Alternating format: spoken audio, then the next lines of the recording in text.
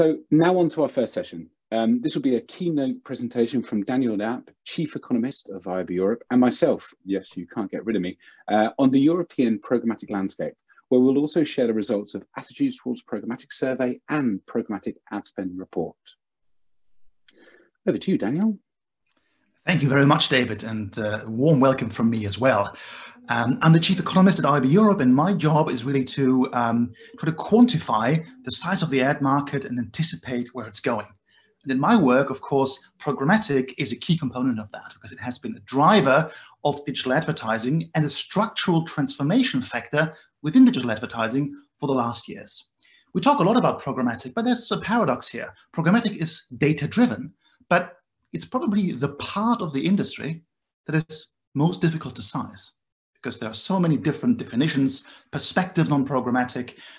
Do we include social? Do we exclude it? Do we just focus on the OpenRTB protocol? Many different questions. And if we expand that to Europe, to an EU 27 or even beyond, it gets incredibly complex. So while there are many charts out there, and you've got the typical bottom left to upper right charts showing a lot of growth, we thought at IAB Europe we need to do something different. We have a long history in doing our ADX benchmark study, which really takes the expertise of the local IABs and harmonizes data to provide a robust foundation of the size of the market. And something similar we have undertaken in programmatic for a couple of years. And I'm pleased to show you today what our latest figures are. They go up to 2019, so we don't have 2020 included, but I'll make a few remarks on the recovery in 2020 at the end of the presentation. Next slide, please. So what is our programmatic market sizing study? I already alluded to it. It's the reference, the compass of programmatic advertising sizing in Europe. We take data from the local IABs, we harmonize definitions, we consolidate things. We look at data from DSPs and SSPs to provide a comprehensive picture, both the things that are going through agencies as well as the long tail to understand the true size of programmatic across all markets covered here. It's an extension of our programmatic benchmark reports. Key thing is definitions vary, and we are including in this wider view here social as well, but we have as well, of course, a breakout available with figures excluding social so that the figures are relevant for everybody in the industry. Next slide, please. So how big is programmatic today? First thing we can see, it really moved since 2013, it really increased tenfold in just a couple of years' time, where it was an afterthought initially, very much hype, but practically speaking, an afterthought in media buying, a minuscule proportion of digital ad spend. We've seen continuous growth throughout the last years, and now we've got a market size of 23 billion euros. Let's contextualize that. That is as much as the entire GDP of Iceland. So it is a sizable number, and programmatic today is far from an afterthought. It's now the default where digital advertising is being transacted. It's the default infrastructure for digital advertising. Next slide, please. And we can see this if we turn back the clocks and look at the shares. We can see much more clearly how these big figures translate into the conquest of programmatic, if you will, where 2013 you can see 20% of digital ad spend programmatic, and now it is really the default. So we talk about digital becoming an increasingly unnecessary prefix, but as everything moves digital, but I think the same applies to programmatic, where increasingly the infrastructure of supply meeting demand, where creative is built on top of smart algorithms, is becoming the default transaction mechanism for digital advertising. In this study here, our focus is really on display and video, but there are, of course, increasingly other formats, digital out of home, connected TV, audio, and so forth, whose future is being built on a programmatic infrastructure. Next slide, please. Now, if we look at the evolution of digital advertising, which has, despite lots of structural changes in the market, continued to grow double-digit over the last couple of years, if we zoom in into the display component, we can see a changing of guards. We can see that if we look at the classic display stuff, it was very minuscule, below inflation growth since 2014. And then actually we've seen a consecutive decline that was accelerating over time, just until 2019, when a kind of new non-programmatic, new vertical video formats, Snap and TikTok, came into play. But you can see the growth driver, the infrastructure fueling display was really programmatic, which you can see has been growing at a high double-digit percentage year over year. Next slide. This doesn't just apply to display. We are beyond the point of talking about programmatic as, just a long tail, but it's, I think, important to stress it again by looking at how important programmatic is for something that has always been kind of sacrosanct for broadcasters, for others, video, the priced inventory, branding inventory. And we can really see how programmatic now really has moved up the funnel and underpins brand advertising, as well as performance video and other new video categories, where it's already more than 50% of all video spent in Europe. Next slide. While in this study, we do not go into the details of by country breakouts. We have those available if you want to shoot me an email afterwards. In this presentation, just a quick aggregation, we can see programmatic was driven by some early adopter markets in Europe. It was driven by the UK, the Netherlands, France, Germany, and others. But remarkably, what we're seeing now is a much faster adoption of programmatic in Eastern European markets, where there are some markets that have a second mover advantage.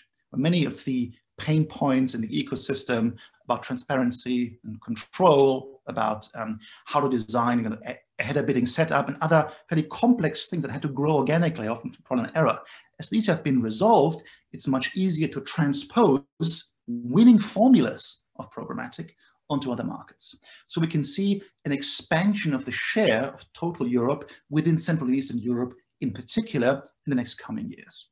A very brief outlook before I conclude. 2020 has been an incredibly challenging year for the entire industry, but we do not have the figures yet. We believe that indications from Q3 and now Q4 tell us that programmatic will continue to grow in 2020. My first estimate is at around about 5 to 6% year on year for the entirety of Europe.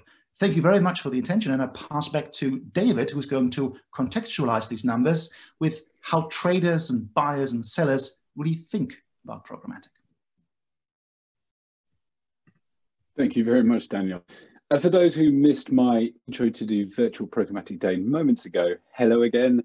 My name is David Goddard and I'm the Senior Director of Business Development at DoubleVerify and of IAB Europe's Programmatic Trading Committee.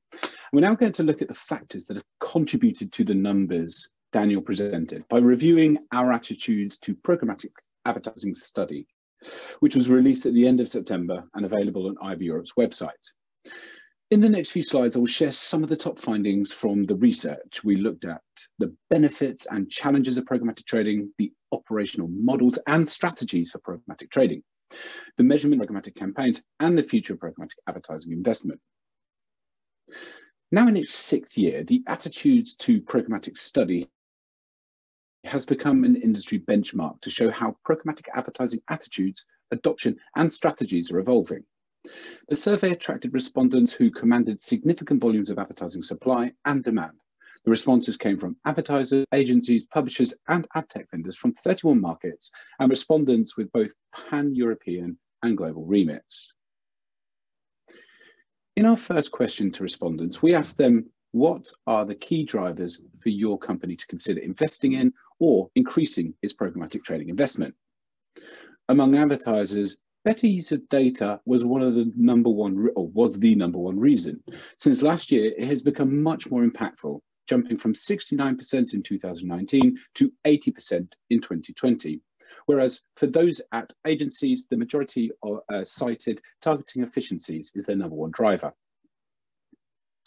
Furthering the importance and awareness of supply path optimization this year, control of media and inventory has become more important to buy-side decision-making in 2020. Advertisers who want to access media at a lower cost, advertisers also wanted to access media at a lower cost, while agencies want access to premium inventory. More agencies are now driven by the ability to gain access to premium inventory at scale. This is 43% in 2020 compared to 36% in 2019.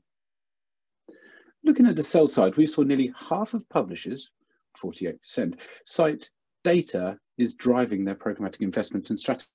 A 10% or 10% percentage point increase over last year. However, in 2020, trading and efficiencies are more important to publishers than ever before, and it now ranks alongside data as the key drivers for publishers to invest in programmatic. Looking at the barriers to programmatic adoption, it's not surprising that supply chain transparency ranks as a primary concern for advertisers. For greater control of inventory and at a lower cost, they are demanding transparency and clarity around technology fees from their partners. We've also seen publishers increase their focus on demand path optimization this year driven by an opaque supply. Publishers want to know how their supply is being offered to competitors. It is encouraging to see there's been a significant drop in brand safety reported by advertisers and publishers.